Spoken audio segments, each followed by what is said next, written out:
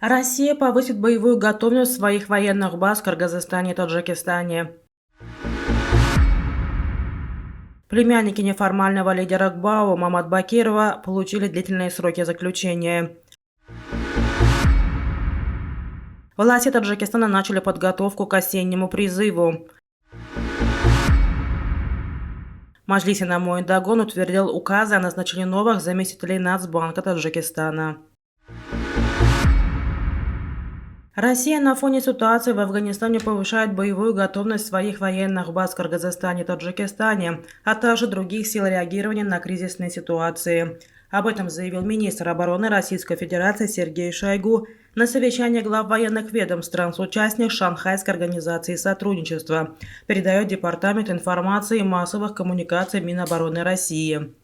Шойгу отметил, что в Афганистане, где активизируются международные террористические организации ИГИЛ и Аль-Каида, ухудшается социально-экономическая ситуация, насаждается идеология религиозного радикализма, процветает наркотрафик и трансграничная преступность. Он заявил, что Россия приветствует любые международные инициативы по афганскому урегулированию и одновременно принимает меры по обеспечению безопасности в Центральноазиатском регионе. Шойгу сообщил, что осенью по линии ОДКБ в Казахстане, Киргизии и Таджикистане пройдет серия маневров. В следующем году на территории России пройдет совместное военное антитеррористическое командно-штабное учение стран ШОС «Мирная миссия-2023». Шойгу предложил в декабре провести в Москве встречу министров обороны государств-членов ШОС и СНГ, а также других дружественных стран для обсуждения проблем безопасности. По данным некоторых СМИ, областной суд Горно-Бадахшанской автономной области 23 августа завершил судебный процесс над группой жителей микрорайона Бар-Харок и приговорил их к длительным срокам заключения. В числе осужденных двое племянников неформального лидера ГБАО Маматбакира Маматбакирова.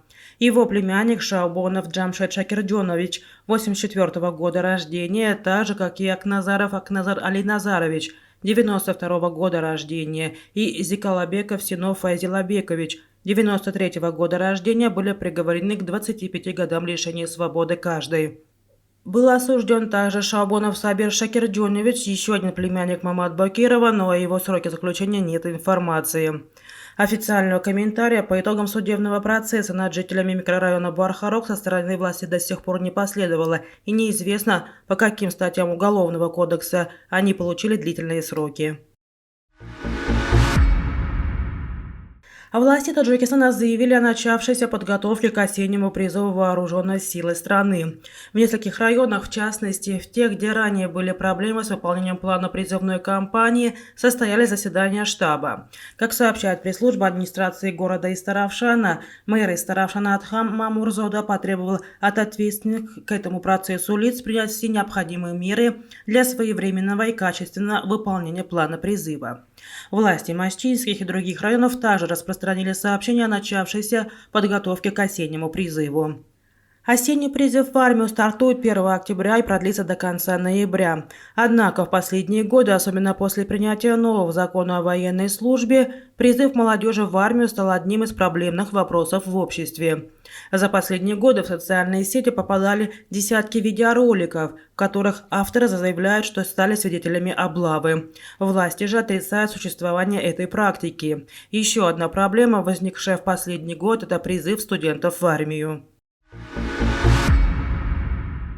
Маджлис Инамоин-Дагон, Нижняя палата парламента Таджикистана 24 августа на своей внеочередной сессии утвердила все указы президента о смещении заместителя главы Нацбанка и назначении новых заместителей председателя главного регулятора банковских и денежных отношений в республике.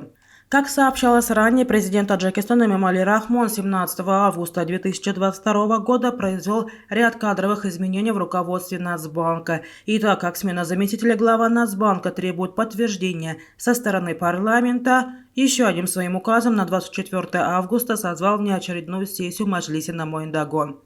17 августа указами президента Толибзода Фирдавс Назаримат и Нахатзаду Бахбану Керамиддин были освобождены от должности заместителей председателей Нацбанка.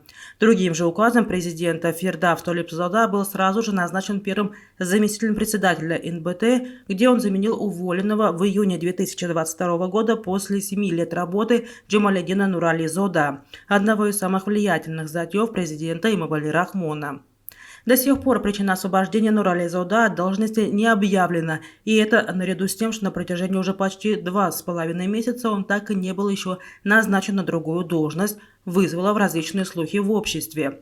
17 августа указами президента заместителями председателя Нацбанка были назначены Назири Гульбахор Назир, Салим Зода Лиджон Абдуджалол и Шариф Зода Фироз Хамиддин. Назначенные заместители главы Нацбанка после их утверждения на сессии Маджлиса Моэндагон дали присягу перед депутатами, поклявшись честно служить народу и государству.